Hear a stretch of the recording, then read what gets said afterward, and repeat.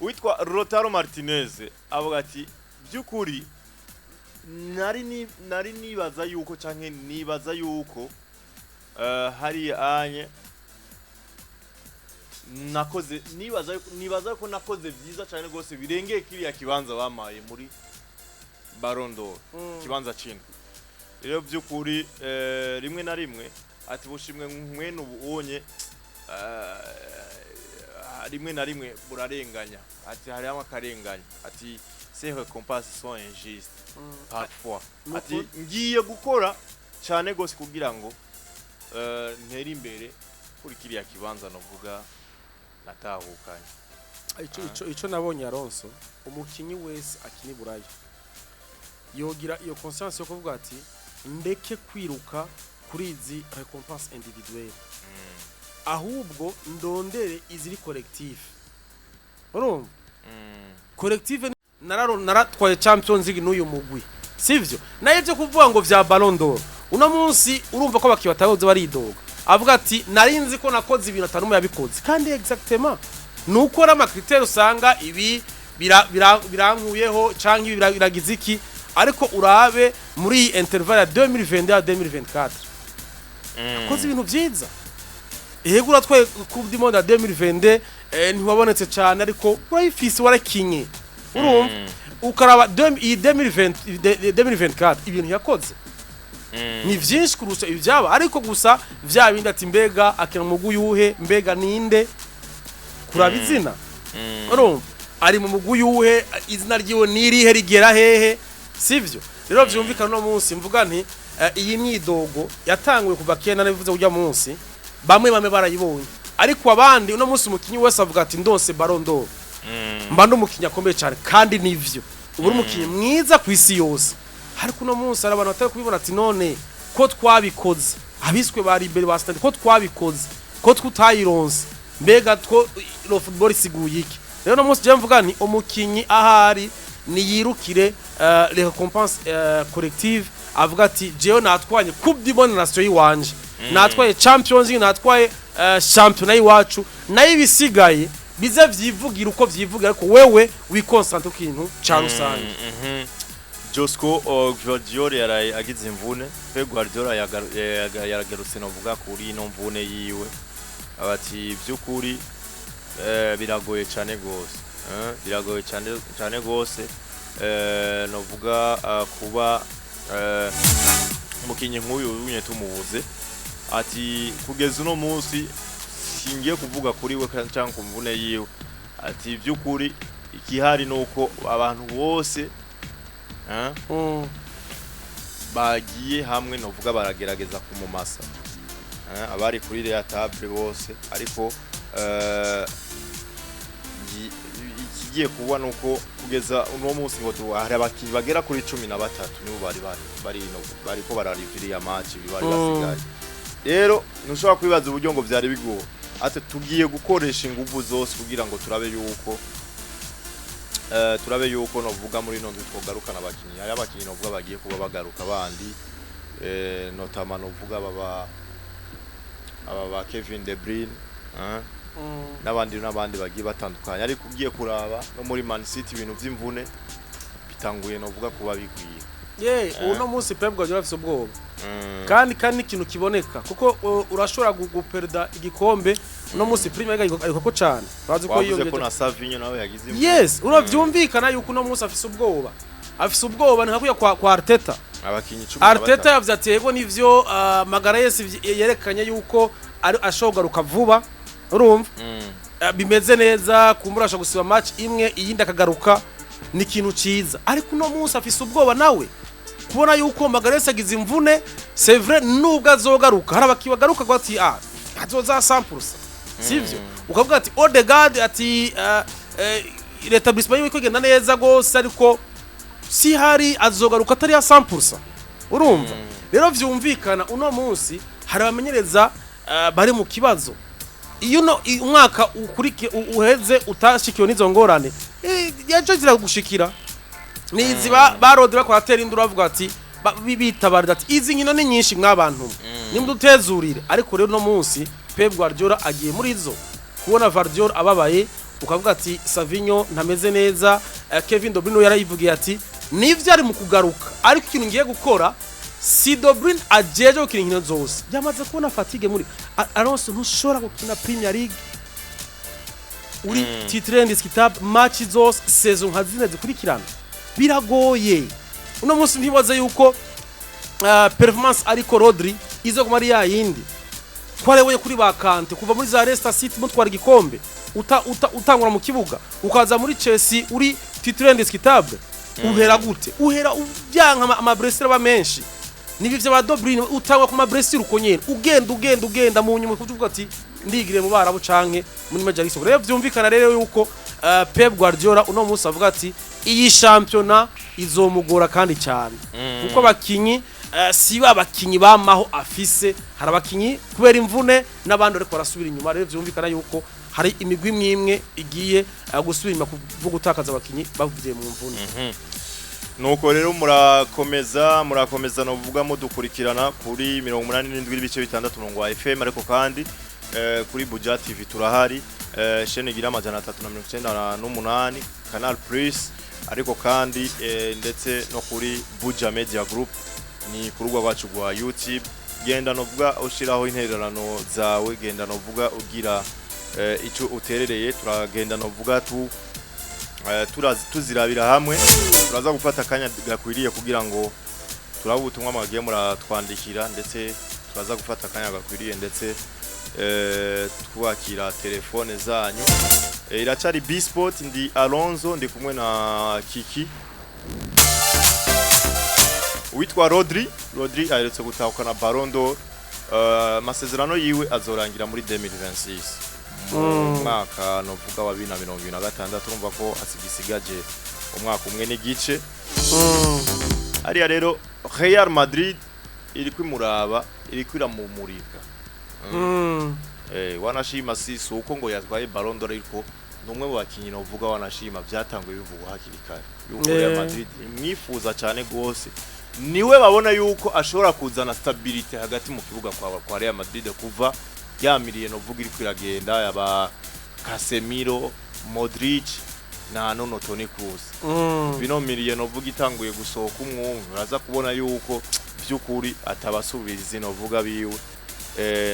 bibayo bariko araronka byukuri bashemeye canke babibereye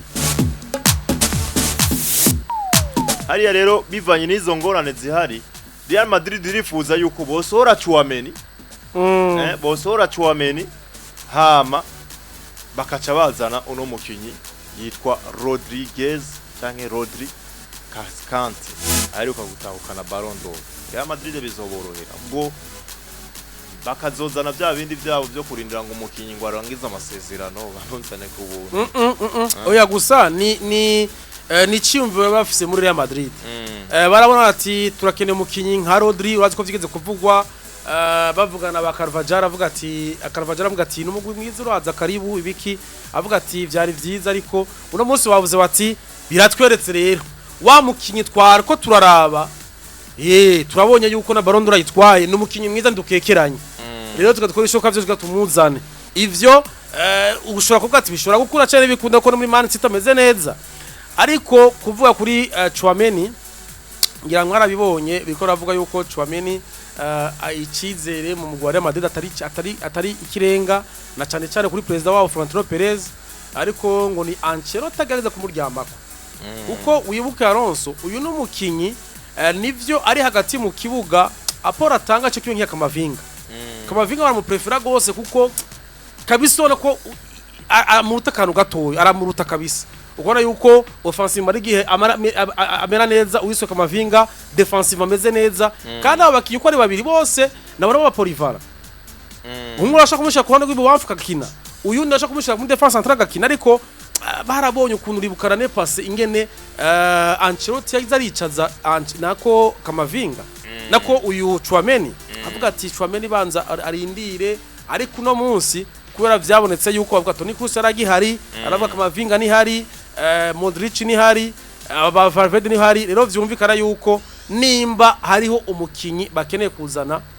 bavuga ati Chouameni two mu sacrifice birashoboka ko Real Madrid nayo imaze kuboneka gira gucyonge nahiwe iwahubwo ko kuduza nivo akerekana yuko ashoboye kuri munsi hari abana benshi bagihari abaseba yose baracari harya abardagirore baracari harya rero atiyerekanye urana yuko ashobora kumusakrifya bakazana yundi Real Madrid yamaze kubitangaza iri ugurura imiryango canke iri tayari kumviriza offer arizo zose zoba zije kuri Chouameni kuri Chouameni ariko ku rundi ruhande Real Madrid nayo irifuza kongereza amasezerano witwa Vinicius Jr Vinicius Jr rero mwe bakinyi muvuga bari biteze gutahukana Ballon d'Or y'uno mwaka ariko bitakunze Vini Real Madrid yatanguye no vuga kuwaza abamwegereye ingene boza bakayaga kugira ngo bamwongereze amasezerano ndabona bino bintu bizogorohera bakinyi yiyumvamo cyane gose club kandi yamufashije byinshi yaramufashije kugaragara kuboneka kuduza nivo nta mbogamizi canke nta nzitizi yuko yohava abemera kubasinyira yandi masezerano oya kabisa nta yihari kuko yaravuze ati uyu mugwi wankuye habi no munsi ndamenyekanye cyane kubera Real Madrid ati yaravyandikiye yaravuga ati jewe ndifuza guhereza ivyo ku mupira w'amaguru mu mugwi wa Real Madrid kandi ikintu ciza urumva yuko Real Madrid kuyiherezamo ni nk'ibi vya Modric avuga ati jewe nshaka kuva muri Real Madrid mpereza ngaha nyene ubuhereje mu mugwi mwiza contrairement n'abantu bashaka kuvuga ati jewe nakina muri uyu mugwi mwiza mpereje muri Como urumva rero ni vya bindi uvuga uti umukinyi uratunuka mwibagira nk'ibi ushobora kuvuga ati raba iyi parcours ya Varane avuye muri Real Madrid agiye muri Manchester United biranka bamuhabagaye muri Como hari avuga ati wapi sinokira ngaka ndabihebe rero hari ibiye umuntu avuga ati jewe nshaka guhereza ngaha naho nzoba nshaje gutimva vya Modric mpereze ngaha abantu bazovuga ati career yiwe wayihereje mu mugwi wa Real Madrid urumva ko bifise poids contre mo kuvuga ko yahereje muri Lorient nuko uwitwa Iker Casillas uno mu legende wa Real Madrid ariko kandi no mu guserukira igihugu wa Espagne yabaye kapiteni igihe kinini ya cyane gose uyu yabaye umunyegori wa Real Madrid ibihe byinshi uyu unye rero uyu unye ni champion du monde wanashima muri 2010 sivyo hama atahukana eho ya 2008 avuga ati kano gashimwe ka Ballon d'Or bitahuritse kuko nta critère gafise ati byukuri critère zaho zihindagurika buri mwanya ibyo navyo ntibikunda ntibibaho agashimwe gategeza kuba gafise critère kanaka kagira ko buri gihe cyose zidahinduka urumva ati rero ino prix ifise manque de critères ati jewe sinibaza abantu bavota mu kibanza c'abakandida bari nyumvire aba journaliste mbo we arabizi ko aba journaliste mugabo ati jewe no byukuri ntabonzi sinzi ingene babigenza ati nimba hariho umu Espanyol muri no mwaka ya merita Ballon d'Or c'est bien yari bien uwitwa Carvajal yego urumva ati biratangaje cyane gose ati ntibyumvikana nta mu Espanyol numwe yatahukanye Ballon d'Or muri ya myaka ya 2008 ndetse na 2012 batwara no vuga za mondiale batwaye Euro 2008 2010 batahukanye igikombe ca mondiale batahukana na 2012 ibyo bihe byose nta munya Espanyol numwe yigeze atahukana Ballon d'Or ati none wewe uza kunkomveka gute atuno mwaka mu Espanyol aze gutwara Ballon d'Or ngo nuko habayo Euro Espagne yatwaye muri ya myaka yatata mu Espanyol yatwaye ati rero ibintu byuko hazarahindagurika no vuga ama critère uko bukeye ko bwije mu gashimwe kanaka kamwe kaba kamaze ibihe nibihe ni injuste ni bitagize ni injuste nyene ni bintu ni kimwe nakubwira Alonso ubuye bakinyi ni concentre kubindi wewe nimba babona yuko ufise amahirwe gutahukana Ballon d'Or no mwaka bashobora guca bahindura critère kugira ngo izo critère zigufavorize urumva bafise ubwo bubasha bwo guhindura critère ku mwaka cyangwa igihe cyose bibyumviriye sero y'umuntu baba bashaka kugirane bashaka ko atwara Ballon d'Or. Rero ibi bintu Iker Casillas yabineguye aravuga ati byukuri nimba izo critère muzizanye ubunye kubera ki mutazizanye kare Espagne kiri itwara novuga iri muri biriya bihe atuka aba Espanyol bari gutahukana ubwo bushimwe ariko uriye zirazi demi myaka hatwara za Ballon d'Or zatwagwa na ba Messi na ba Cristiano Ronaldo ati rero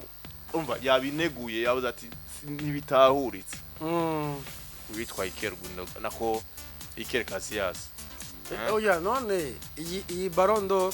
urona yuko hari amakritike yabaye kuri za Iniesta bataye kuko kavuga ati bari kuri podium ni sawa ukabona kuri ba Ribery abiswe ba Schneider ariko iyuno mwaka zero critère y'uno mwaka iteye ubwoba ivuze abantu benshi zero critère y'uno mwaka kuyiha Rodri imwe na rimwe wogenda ukaraho ukavuga ati ni sawa ni bon ariko none izo critère kuko iziguma zihindagurika nivyo yagarutse ko ngaye Iker Casillas ati kubera iki zihindagurika kubera iki zitoba stable zigumeho umuntu agakora zikorera zigumeho kuko urumva no kwitunganya kwabo nawo kwinjira mu vya France football no kwitunganya kwabo bavuga bati twewe turahinyanyura ivyacu ariko nta Ballon d'Or bwavugwe ko amajambo atari meza nk'iya ya Vinicius ubona yuko umuntu wese yaraba nkuko Benzema yabivuze ati c'est vrai Rodri n'umukinyi mwiza n'umumedotere mwiza ntaho bideha ariko harabakinyi bashobora nta kintu arakora umuntu avuga ngo wow atari ko Vinicius arashobora ko ikintu kavuga ati wow le football raryoshe ukabona umukinyi ashobora guhindura ibintu wenyene nkarebeye kuri match ya Dortmund gutsinda 3 wenyene abaki bose gashira hasi akabasiga uravuga ati uyu mukinyi kabisa nukuri numukinyi w'umwaka nta wari ku iyo aronka iyi Ballon d'Or nta wari kuvuga ngo wapi ngo bamwibiye nukuri n'umuntu yavuga ati jewe Vinicius ndamukunda canke si nkunda Real Madrid yariko kuvuga ati franchement nukuri yarayikuye ariko ibintu birahinduka itwara uyundi byumvikana yuko navuze nti abakini bikonsante ku bindi ivyerekeye iyo recompense ndabona yuko izokwamana izokwama ihindagurika amakritera zokwama yahindagurika izokwamana imihari ku bantu nuko vendredi ejo niho novuga equipe dakumumenyereza wa Brazil mu gusekura kuri wa Brazil uyamumenyereza yitwa Brazil mumenyereza wa Brazil ejo niho anovuga azoshira habona urutonde rw'abakinyi azokwifashisha novuga muri notre event international yimirije ariko ogiye kuraba hari hitezwe novuga hamagagwa rya Neymar Jr bagarutse novuga mu kibuga avuye mu mvune yitwa Dorival Jr Dorival Jr bagarutse rero avuye mu mvune Neymar Jr yari yitezwe guhamagagwa ariko bagiye hamwe bavuga ati byukuri reka tumuhe umwanya Neymar Jr muri equipe yiwe ya Al Hilal agarukane urwego agarukane niveau agarukane ubwa ku rwego rwiwe hama tuzoheza tumutumwe ko novuga mu nkino zo mu kwezi kwa mbere dukina novuga na Argentine ndetse na Colombie rero kabona rero yuko muri 2025 Pluton niho babona yuko yo bomuhamagara bakina na Argentine na Colombie ariko kuri no cup cyangwa kuri no kuri runo rutonde bazoshira habona ku munsi weje bavuze ati byukuri no mukinyi twubaha n'umukinyi novuga twifuza ko twobana nawe ariko reka tube turamuha kanya birumvikana birumvikana umukinyi huyu yaramaze umwaka wose adakina kiki ari mu mvune biragoye yuko boca kuri ya equipe itabuza abakinyi ya equipe ya Brazil itabuza abakinyi kabisa umengo hoba habayeho akantu k'akarengane ikintu cabaye muri izi nkino za Copa America abanya Brazil nivyo baravuze ati harabuze kiremesha urabona ko umugwi ukina muri fase tari nziza mbega ninde leader ngaha mbega ni Vinicius mbega ni Rodrigo ariko no munsi barashaka kuvuga ati Neymar ni yagaruka même si atari mu bihe vyiwe vyiza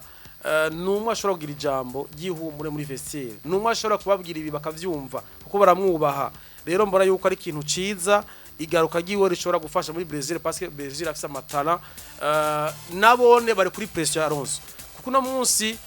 uwiswe president Lula yaravuze ati jewe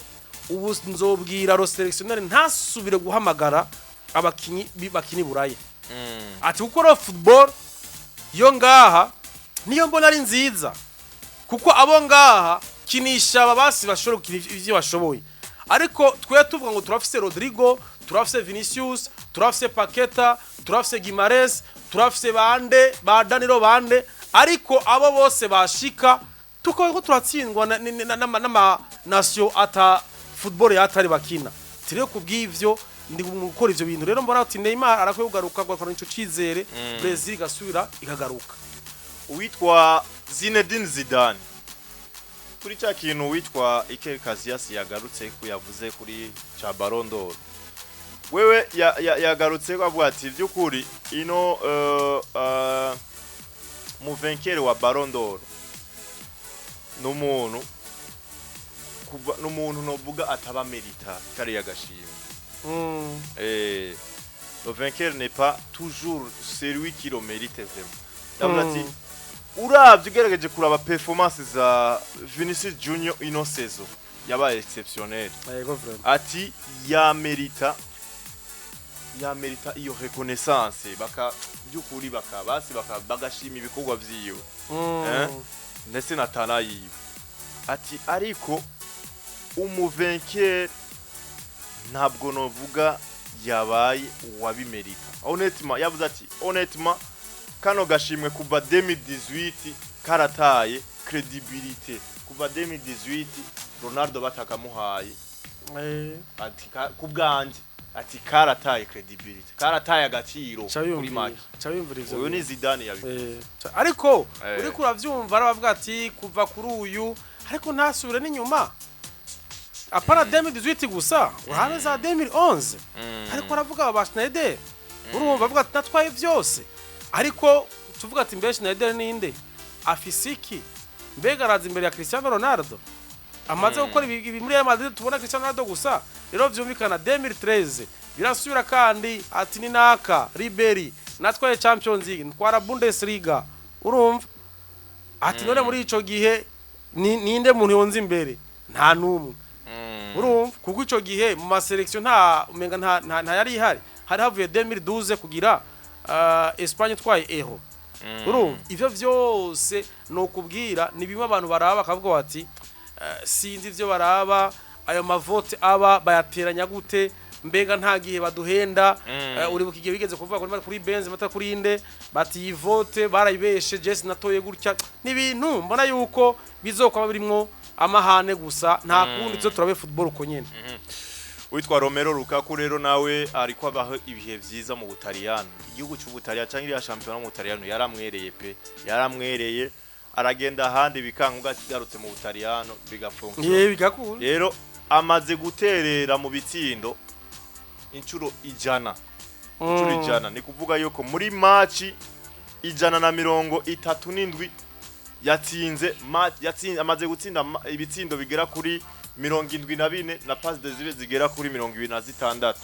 ivyo byose mugaho hose ni ya myaka yose nubwo yagiye aca mu Butaliyano za Inter do Milan za AC Roma no munsi ari muri